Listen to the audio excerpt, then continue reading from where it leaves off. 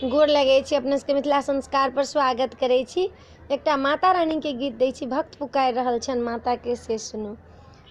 दुर्गा मैया बसे बड़ी दूर, गमक लागे चंपा के फूल। हमर मैया बसे बड़ी दूर, गमक लागे चंपा के फूल।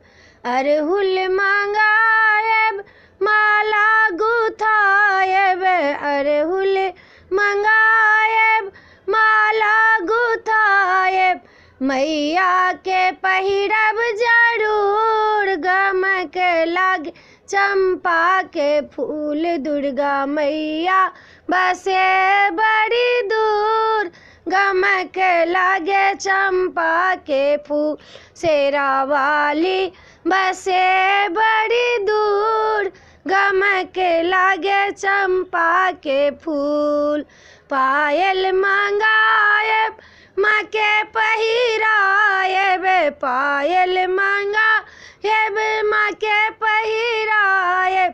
बिछिया पहिराएब जरूर, गमक लागे चंपा के फूल। दुर्गा मैया बसे बड़ी दूर, गमक लागे चंपा के फूल। शेरा वाली बसे बड़ी दूर, गमक लागे चंपा के फूल। तगिरी मंगाएब डाँड़ में पहिराएब, डरकस मंगाएब डाँड़ में पहिराएब। कंगन पहिराएब जरूर, गमक लागे चंपा के फूल। दुर्गा मैया बसे बड़ी दूर, गमक लागे चंपा के फूल।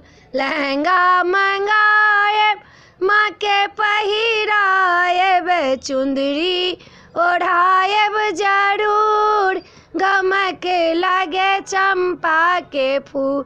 दुर्गा मैया बसे बड़ी दूर, गमक लागे चंपा के फूल। वीडियो में अच्छा लगा अपने सबके भगवती के गीत नीक लागत तो चैनल के सब्सक्राइब करो नहीं बिसरबे, जरूर सब्सक्राइब करबे, लाइक करबे, कहबे जरूर। जय मिथिला, जय माता जी।